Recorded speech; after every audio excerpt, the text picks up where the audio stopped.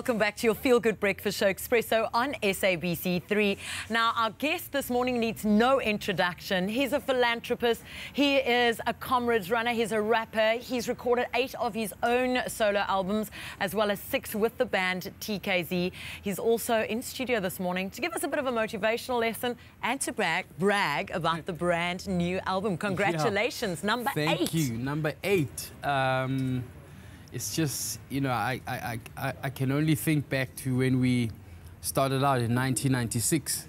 And if you told me that I was still going to be around like 17 years later, I wouldn't have believed you. I thought I was going to be a flash in the pan. But here I am, my 8th album, and still as excited as the first time round.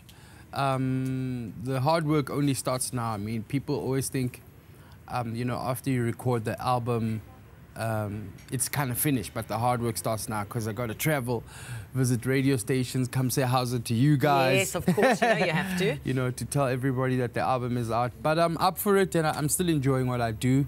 I think that's the most important thing. Falling in love with, you know, being in studio and being on the road. I think you got to, you know, to take away the bite, because it can get a bit hectic sometimes. Now, you've collaborated with amazing artists on this album. What was it like with working with everyone?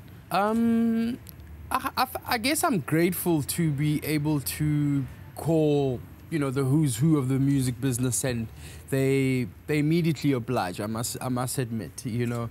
I mean, I've worked with, you know, my album is kind of an eclectic album, an eclectic mix of different genres. So, you know, I've worked with the Big Nuz guys on the Kwaito scenes, AKA, you know, the Parlor Tones.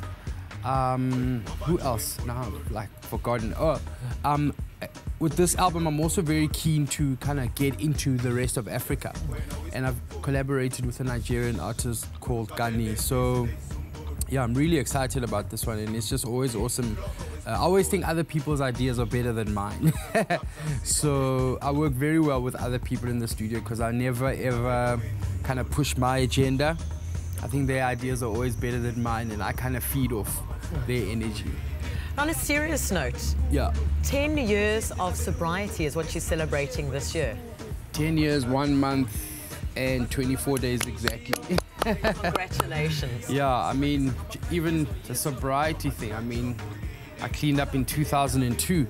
Remember, I went to rehab, and I remember walking into the, you know, the Narcotics Anonymous rooms, and there was a woman who stood up, and because we all had to say, hi, my name is Kabelo Mabalane, you know, and this woman stood up and she said she was 12 years clean. Wow. And I thought, I'm never ever going to get there, you know, but here I am, and just to give other people hope, to say, you know what, if I can, you can. You just got to, you know, apply certain principles, follow the suggestions you get given, and it can happen. You know? For youngsters out there that are watching, what advice can you give them? They want to be like you, they want to be successful, but obviously, you know what the influences are in the industry, and... I guess, you know, from an industry perspective, you know, perseverance and hard work beats raw talent, hands down, 9 times out of 10. But I always say that the combination is deadly.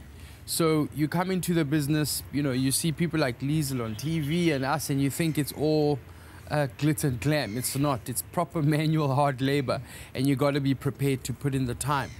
You know, when it comes to drugs and such, I always say, you know what, don't get started. I've been down that road for you so that you don't have to kind of go through it. I mean, there's a 2% recovery rate worldwide, so I'm one of the lucky ones, you know, and you might not be. So don't get started, because it's easy to start, but it's really difficult to get out of it.